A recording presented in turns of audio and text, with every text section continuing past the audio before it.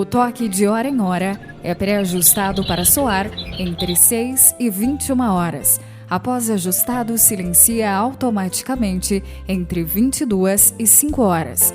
Regulagem: ajustar a hora para 5h50 para colocar as pilhas no relógio.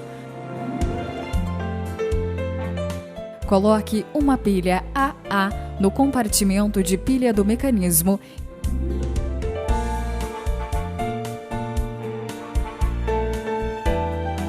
e 2 pilhas AA no compartimento das pilhas da função musical.